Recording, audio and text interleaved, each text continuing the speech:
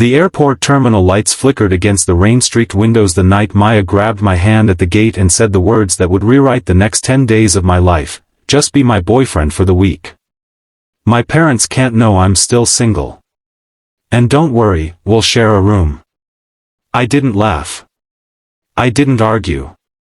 I just stood there with my boarding pass shaking slightly in my other hand, because some part of me, some quiet, guarded part I'd spent 3 years trying to bury, had wanted to hear those words for far longer than I was willing to admit. If this story means something to you already, if you believe that kindness can turn into something neither of us expected, hit like, drop a comment, share this with someone who believes in second chances, and subscribe to the channel so you never miss a story like this one. Now let's go back to where it all began. My name is Daniel, and 3 years ago, Maya Chen and I met in a cramped university library during a thunderstorm that knocked out half the campus's power grid. She'd been hunched over a laptop that was dying faster than her patience, muttering curses at a professor who clearly hated joy, and I'd offered her my charger without thinking twice. That was it.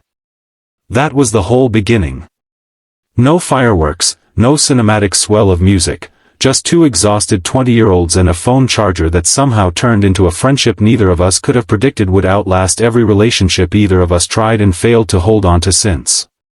We became inseparable in the way only 2 people who understand each other's silences can become. She knew I took my coffee too sweet and needed it anyway. I knew she cried during commercials but never during actual sad movies, because commercials caught her off guard and movies gave her time to prepare her walls. We built a friendship out of 4 a.m. conversations about nothing and everything, shared notes, shared heartbreaks, shared pizza when neither of us could afford rent. And somewhere in the middle of all those ordinary days, I fell in love with her so quietly that I didn't even notice it happening until it was already too late to say anything without risking the only real thing I had. So I didn't say anything. I told myself it was better this way. Friendship was solid ground, and love was a cliff edge I wasn't willing to push either of us off of. I watched her date other people, a string of men who didn't deserve the way she remembered their coffee orders or noticed when they were having a bad day. I smiled through every introduction, gave every one of them a fair chance, and quietly celebrated every breakup with a bottle of wine and a promise to myself that eventually, she'd see what I saw. She never did. Not in 3 years. And I'd made peace, or told myself I had, with being the friend who was always there and never anything more. Which is exactly why her request that night at the airport hit me like a freight train wrapped in a Christmas bough. Her family had planned an annual reunion trip, a week at a lake house that had belonged to her grandmother, the kind of trip filled with aunts who asked too many questions and cousins who compared salaries like it was a competitive sport. Maya's mother, in particular, had spent the better part of 2 years lamenting her daughter's single status with the subtlety of a foghorn, and Maya, exhausted from fielding the same interrogation every holiday, had apparently decided enough was enough. She needed a boyfriend. A fake one. Someone safe, someone who already knew her family, someone who wouldn't ask for anything in return except maybe gas money and moral support. She'd chosen me. Because of course she had. Who else was there? I was the only man in her life who'd already survived 4 Thanksgivings, 2 Christmases, and 1 deeply uncomfortable 4th of July where her uncle had tried to debate me about politics for 6 hours straight. I knew the family. I knew the dynamics. I was, in her words, basically already part of the furniture. I should have said no. I want you to understand that I knew, standing there under those fluorescent airport lights, that saying yes was going to cost me something. Pretending to love someone you already love in secret isn't acting. It's just finally being allowed to do the thing you've wanted to do all along, except with an expiration date stamped on it, except with the understanding that when the curtain falls, you're supposed to go back to being just a friend, like none of it mattered, like your hands hadn't finally been given permission to hold hers in public. But I said yes anyway. Because I am, apparently, a man who has never once made a decision with his self-preservation in mind when it comes to Maya Chen.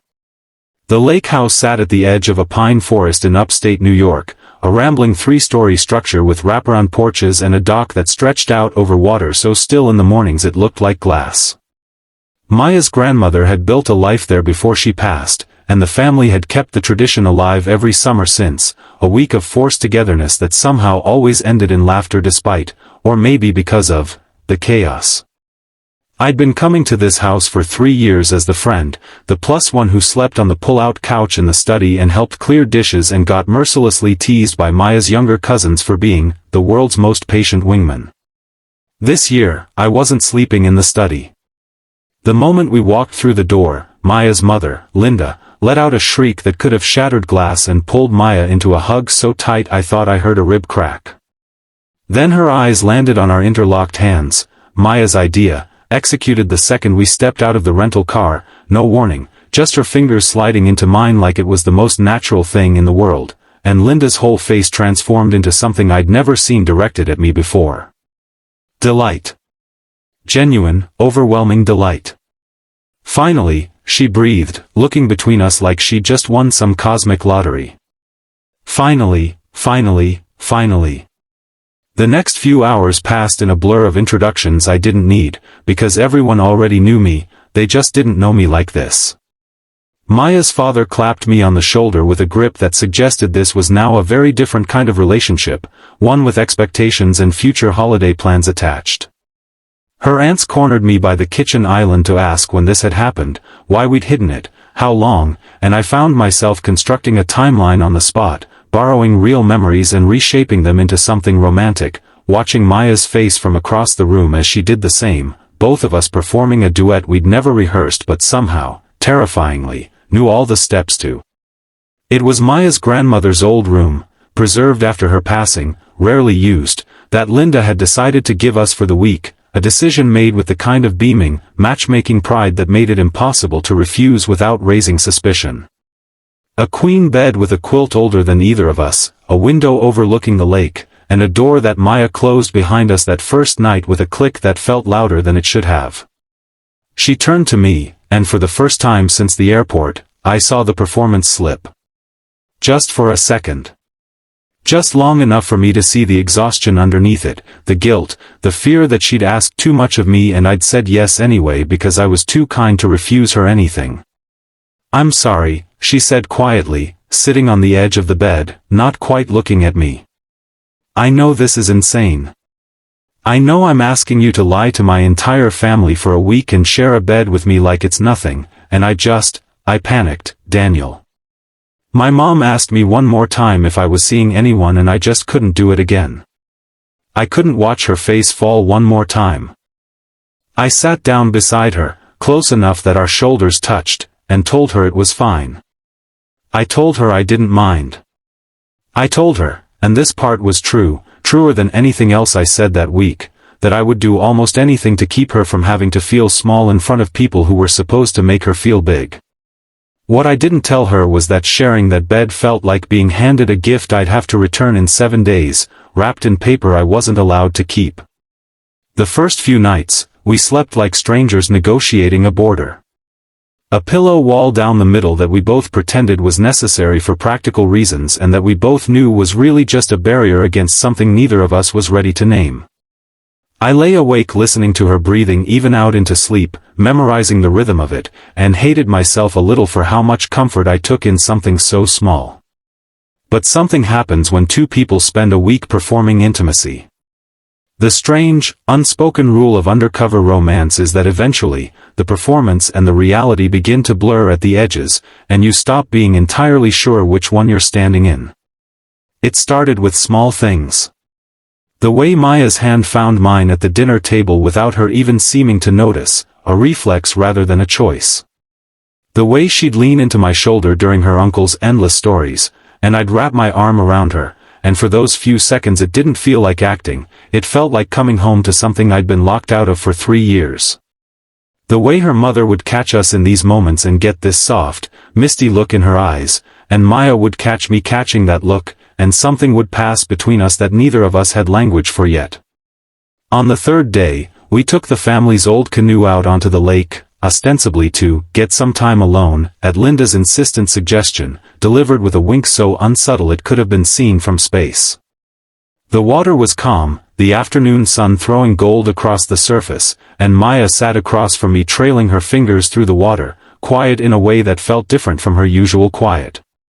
"They love you," she said eventually, not looking up. "Like, really love you.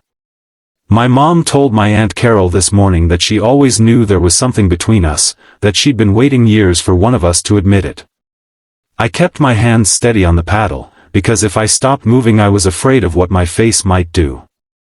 "Your mom's been shipping us since sophomore year," I said, aiming for lightness. "She's just relieved her instincts were right." Maya laughed, but it came out thin, like it was covering something. "Yeah," she said. "I guess so." We didn't say anything else for a while. The canoe drifted toward a cove shaded by overhanging trees, and the silence between us stretched into something that felt less like the comfortable quiet of old friends and more like the charged pause before someone says something that can't be unsaid.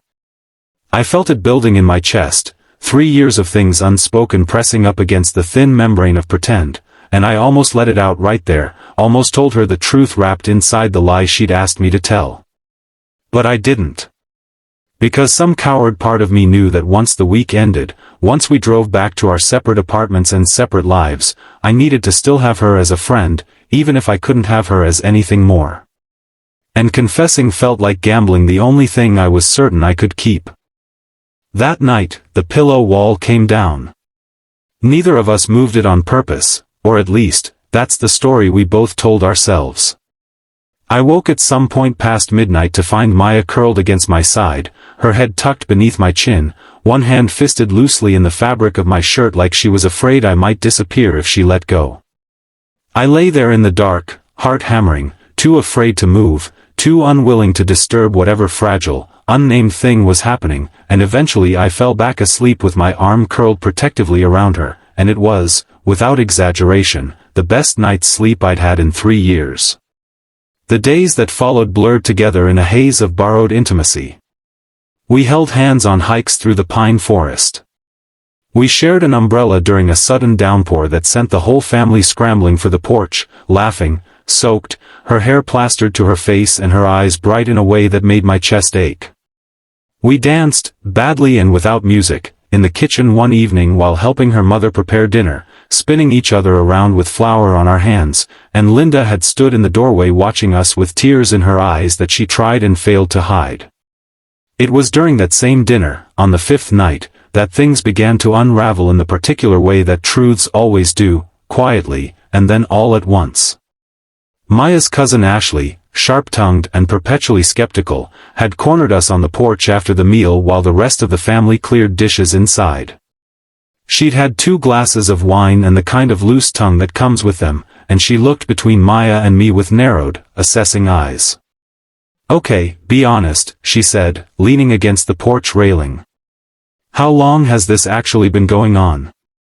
Because I remember Thanksgiving 2 years ago, and you two were doing this exact same thing, finishing each other's sentences, stealing food off each other's plates, except back then you kept insisting you were just friends. So what changed? Or was it always more than that and you were just too chicken to admit it?"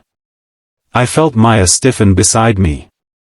I felt the question land somewhere it wasn't meant to, somewhere raw and unguarded, and I watched her open her mouth to answer with something practiced and light, something that would smooth it all over the way we'd been smoothing everything over for 5 days. But nothing came out. She just stood there, looking at Ashley, and then at me, and something in her expression cracked open in a way I hadn't seen since the night at the lake house door. Ashley, sensing she'd stumbled onto something real, softened. "Hey," she said. "I didn't mean to, forget I asked. I'm being nosy. I do that when I drink." She excused herself back inside, leaving Maya and me alone on the porch with the crickets and the lake stretching dark and silent beyond the railing. "I don't know how to answer that," Maya said finally, so quiet I almost missed it. "That's the problem. I don't know if I was lying to her just now, or if I've been lying to myself for 3 years. My heart was doing something violent and uneven in my chest. Maya. Don't, she said, but not harshly. She turned to face me fully, arms wrapped around herself against the cool night air. Don't say something to make me feel better if it isn't true, Daniel. I've had 5 days of feeling things I'm not supposed to be feeling for someone I asked to pretend, and I need to know if any of this has been real for you, or if I've just been so lonely and so desperate for my mother's approval that I've projected something onto the one person who was kind enough to help me. I had spent 3 years building a fortress around the truth, brick by careful brick, convinced that saying it out loud would cost me the only relationship that had ever mattered. But standing there, watching her wait for an answer with something like fear in her eyes, fear that mirrored my own, I understood, finally, that the fortress had never protected either of us from anything. It had just kept us both standing outside in the cold, separately, when we could have been standing outside together. It's been real, I said. Maya, it's been real for 3 years. Since the library, since the storm, since you cursed out that professor and I gave you my charger because I would have given you anything you asked for. I have been in love with you since before either of us knew how to say it, and I said yes to this ridiculous plan not because I'm a good friend, though I hope I am, but because some selfish part of me has wanted an excuse to hold your hand in public for 3 years and I finally had one. The silence that followed felt like standing at the edge of that cliff I'd spent years avoiding, except this time I jumped without deciding to, and there was nothing to do but wait to see whether I'd fall or fly. Maya crossed the porch in 3 steps and kissed me before I could say anything else, before either of us could talk ourselves out of it, before 3 years of careful, protective distance could reassert itself and pull us back into the safety of pretend. It wasn't the kind of kiss either of us had performed for her family all week, careful, calibrated, meant to be seen. It was messy and real and a little desperate, the kind of kiss that comes from 2 people finally admitting something they'd both been too afraid to say out loud. When we broke apart, she was crying, and laughing, and I probably looked just as wrecked, and she pressed her forehead against mine and said, "I have been so stupid. I asked you to pretend to love me because I couldn't believe you actually might, and this whole week I kept feeling like I was going to lose you the moment we had to stop pretending, and I didn't understand why that terrified me so much until right now." We stood on that porch for a long time, holding on to each other, not saying much of anything else, because sometimes the truth doesn't need decoration once it's finally been let out into the open air. I won't pretend the rest of the trip was seamless. There was an awkward, necessary conversation the next morning where Maya sat her mother down and explained, with more honesty than either of us expected, that the boyfriend charade had started as a lie and become something neither of us had planned for.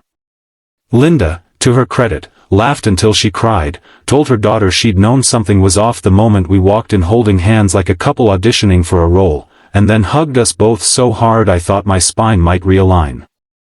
Her father shook my hand with the same grip as before, except now there was nothing performative about it, and told me, gruffly, that he was glad it had turned out to be true, because he'd always liked me and had been secretly hoping Maya would figure her feelings out before she let a good thing slip past her. The remaining 2 days at the lake house felt different in a way that's hard to describe unless you've lived it, the strange, quiet relief of no longer performing something, of finally being allowed to feel exactly what you feel without narrating a version of it for an audience. We still held hands at dinner. We still danced badly in the kitchen. But now every touch carried the weight of choice instead of obligation, and that changed everything about how it felt to be close to her. On our last night at the lake, we sat together at the end of the dock with our feet in the water, the same spot where 3 years of careful friendship had somehow, impossibly, turned into this. Maya leaned her head against my shoulder and told me she was scared, not of the relationship, but of how close she'd come to never finding out it was possible, of how many more years she might have spent dating people who didn't know her coffee order or her commercial crying secret, simply because she'd been too afraid to risk the one friendship that had always felt unbreakable.